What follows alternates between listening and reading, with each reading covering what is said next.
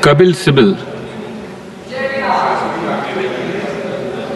I thank the chair for giving me this opportunity to place my thoughts on the budget of 25-26. Sir, when a new government comes to power, naturally the people of India expect that government to give us a vision of what it intends to do in the next 5 years. This government has already had 10 years, and the delivery mechanism has been both slow and inconsistent. But we were hoping that after the 8th budget of the finance minister, we'll get some vision as to what the government intends to do. First of all, before you do that, you have to identify कि हमारे सामने चुनौतियां हैं क्या, तभी हम तय कर पाएंगे कि आगे हमें करना क्या है। अब इस देश में सबसे बड़ी चुनौती, जो मेरे हिसाब से, मैं गलत भी हो सकता हूं, इस देश से सबसे बड़ी चुनौती वो है कि हमें अपने बच्चों को शिक्षित करना है। जब तक शिक्षित बच्चे मेन स्ट्रीम में नहीं आएंगे और उनको क्वालिटी एजुकेशन नहीं मिलेगी, तब तक भारत कभी विकसित हो ही नहीं सकता। विकसित भारत का मतलब शिक्षित भारत। अब मैं आंकड़ों में नहीं जाऊंगा, लेकिन इतना जरूर कहूंगा कि इस बजट में उन्होंने 7% बढ़ोतरी की है एजुकेशन सेक्टर में। अब हिंदुस्तान की व्यवस्था आप देखो कि लगभग बच्चे, युवा सब देहात में रहते हैं, और जो भी एजुकेशन की समस्या है, कुछ अर्बन सेंटर्स में तो अच्छी समस्या है, बट आम जनता को एजुकेशन क्वालिटी मिलती ही नहीं।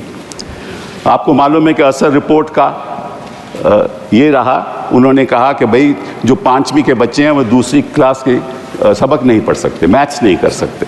चलिए उस बात को छोड़िए, इस बात को आप छोड़िए, इस बात को आप छोड़िए। So the fact of the matter is that we need to have a plan as to how to make our children educated. If you really look back at the history of the world, and especially the European powers, when the Industrial Revolution happened in 1750, two things happened. One was universal education. The second was technology. That's how the empires ruled upon us. When China became the power that it is, the first thing that China did was universal education. Today, we have not even attained the goal of universal education. Forget about quality education. So if you don't have universal education, if you don't have quality education, तो आप बच्चों की skills कहाँ से develop करोगे? पहली बात तो ये। दूसरी बात कि 21वीं सदी में जो skills हमें चाहिए, वो 20वीं सदी में नहीं थी। आज के दिन चैट जीपीटी, आज के दिन deep seek is a new technological revolution that is taking place in the world. उसमें हम कहाँ हैं? What plans do we have for the future? We expected the finance minister to tell us. What do we intend to do to deal with these challenges? We can't afford to apply AI to our systems, because if we do, we will lose the jobs that we already have. अब chartered accountant बैठ के अपनी देखता था कि account book में क्या है, वो तो एआई से हो जाएगा। हमारे लॉ क्लर्क्स रिसर्च करते थे कि ये जजमेंट्स क्या हैं, वो सब एआई से हो जाएंगे।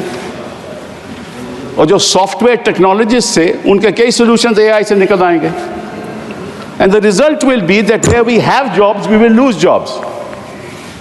But at the same time, we need AI because we can't be competitive in the world. So what's the vision of this government qua AI?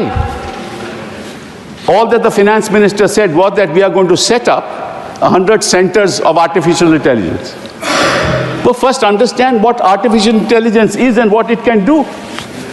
And in the economic survey, the economic advisor has said that as far as artificial intelligence is concerned, it can only work in certain sectors of the economy. It won't work in rural India. That's his suggestion. Nothing about it. That's one aspect that I wanted to mention to you. The second is health, because the best investment that can produce the maximum results is investment in human capital. I talked about education. Now I want to talk about health. आपको health sector में आपको investment ज़्यादा करनी चाहिए. क्यों? क्योंकि जब तक बच्चा जो है शिक्षित नहीं होगा, उसका स्वास्थ्य ठीक नहीं होगा, वो कभी अपने आप को एम्पावर कर ही नहीं सकता. अब इसमें मैं आपको थोड़े से आंकड़े बताना चाहता हूं. The fact of the matter is that 38% of children in this country that are born are stunted. 21% of the children born in this country are wasted. And 53% of the women in this country are anemic. How will you get children who you will empower if the health sector is not if you do not invest in the health sector? And there's a 9% increase in the budget in the health sector.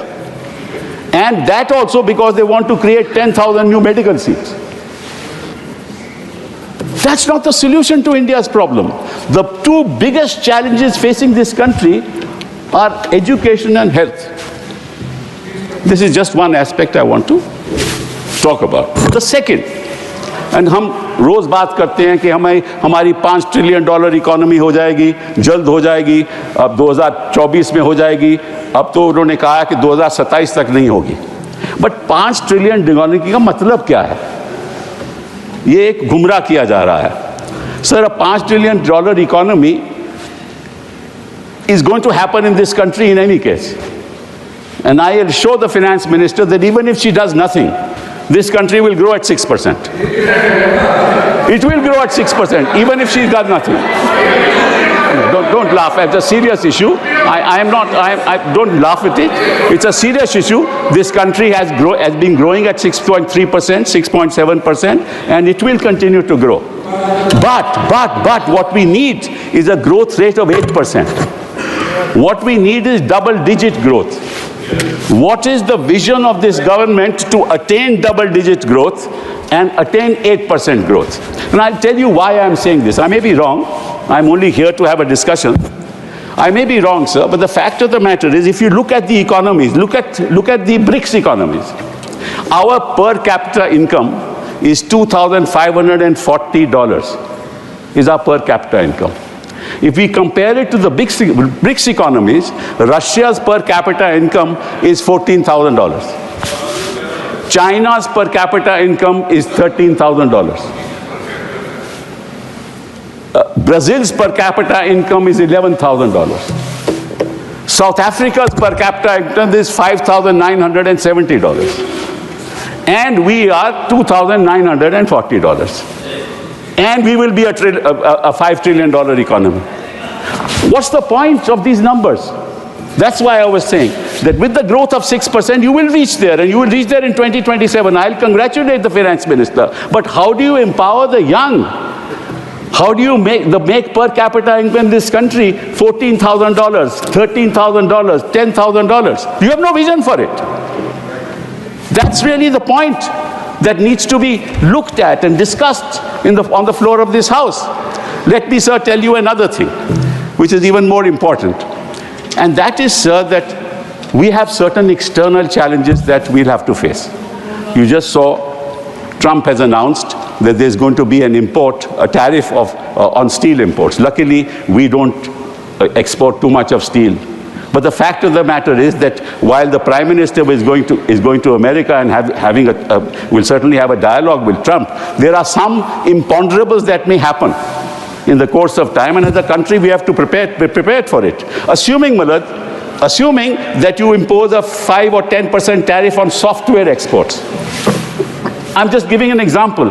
What's the consequence of that on our software industry? Phenomenal. We'll be non-competitive. How do we deal with that problem?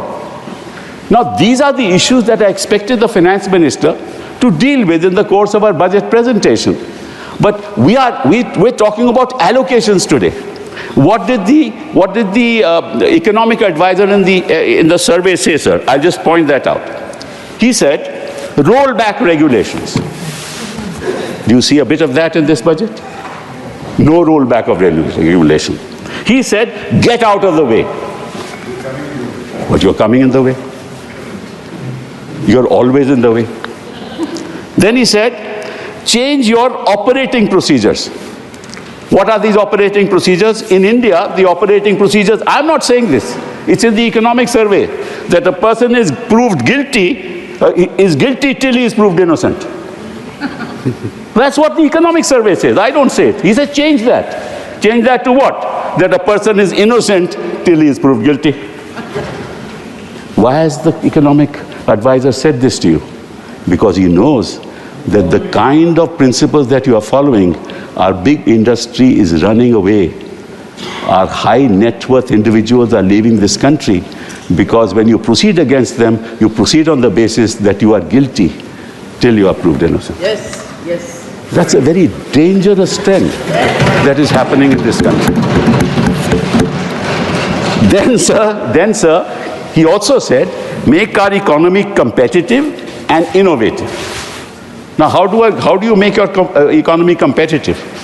If most of your the people in this country are involved in agriculture, and you have a dream of making India a manufacturing economy, and you have proclaimed that we'll contribute, the manufacturing economy will contribute 25% of the GDP.